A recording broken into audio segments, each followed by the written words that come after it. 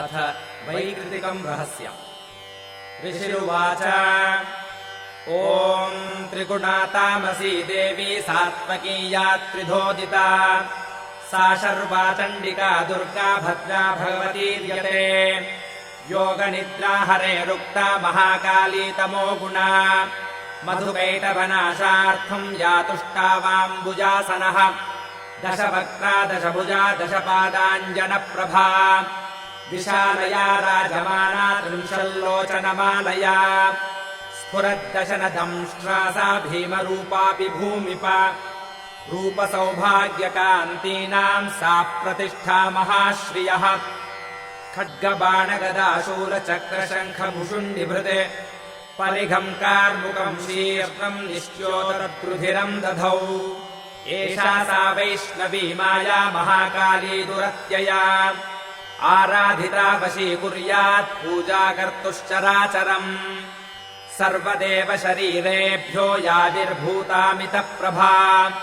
त्रिगुणा सा महालक्ष्मीः साक्षान्महिषमर्दिनी श्वेतानना नीलभुजा सुश्वेतस्तनमण्डला रक्तमध्या रक्तपादा नीलजङ्घोरुन्मदा सुचित्रजगना चित्रमाल्याम्बरविभूषणा चित्रानुलेपना कान्तिरूपसौभाग्यशालिनी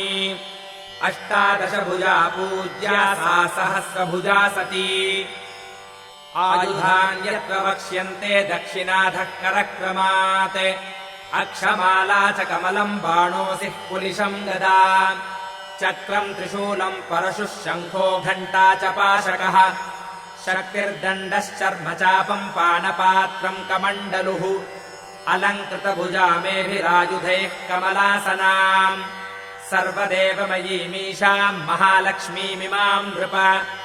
पूजयेत् सर्वलोकानाम् सदेवानाम् प्रभुर्भवेत् गौरी देहात् समुद्भूता या सत्त्वैकगुणाश्रया साक्षात् सरस्वती प्रोक्ता शुम्भासुरनिबर्हिणी दधौ चाष्टभुजा बाणमुसले शूलचक्रभृत् शङ्खम् घण्टाम् लाङ्गलम् च कार्मुकम् वसुधाधिप एषा सम्पूजिता भक्त्या सर्वज्ञत्वम् प्रयच्छति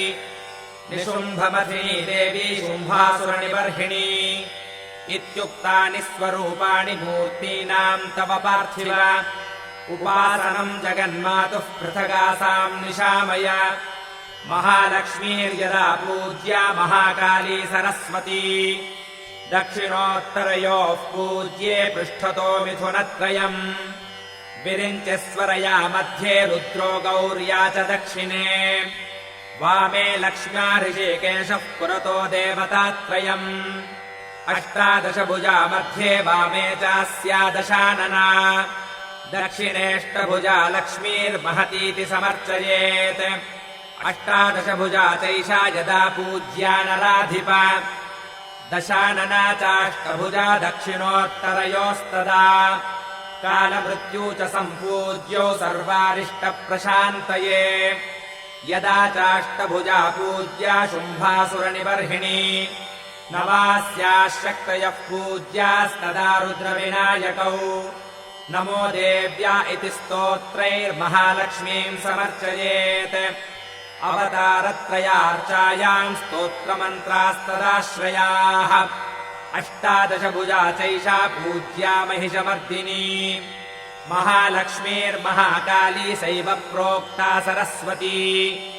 ईश्वरी पुण्यपापानाम् सर्वलोकमहेश्वरी महिषान्तकरी येन पूजिता सा जगत्प्रभुः पूजयेज्जगताम् धात्रीम् चण्डिकाम् भक्तवत्सलाम् अर्घ्यादिभिरलङ्कारैर्गन्धपुष्पैस्तथाक्षतैः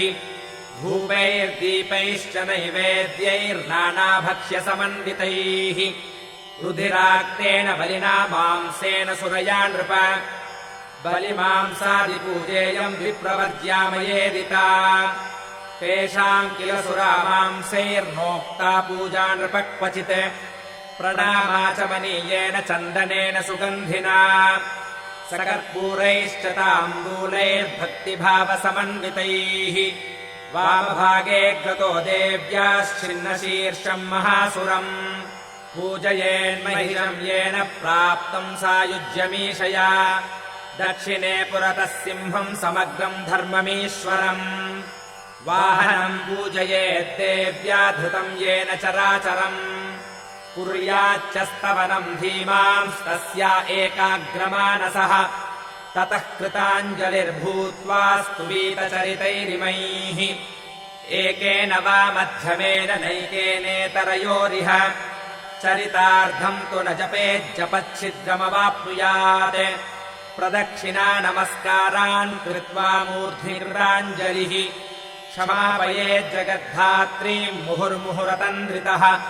प्रतिश्लोकम् च जुहुयात् पायसम् तिलसर्पिषा जुहुयात् स्तोत्रमन्त्रैर्वा चण्डिकायै शुभम् हविः भूयो नामपदैर्देवीम् पूजयेत् सुसमाहितः प्रयतः प्राञ्जलिः प्रह्वः प्रणम्यारोप्य चात्मनि शुचिरम् भावयेदीशाम् चण्डिकाम् तन्मयो भवेत् एवम् यः पूजयेद्भक्त्या प्रत्यहम् परमेश्वरीम् भुक्त्वा भोगान् यथा कामम् देवी सायुज्यमाप्नुयात् यो न पूजयते नित्यम् चण्डिकाम् भक्तवत्सलाम् भस्मीकृत्यास्य पुण्यानि निर्दहेत् परमेश्वरी तस्मात् पूजय भूपाल सर्वलोकमहेश्वरी यथोक्तेन विधानेन चण्डिकाम् सुखमाप्स्यसि इति वैकृतकम् रहस्यम् सम्पूर्णम्।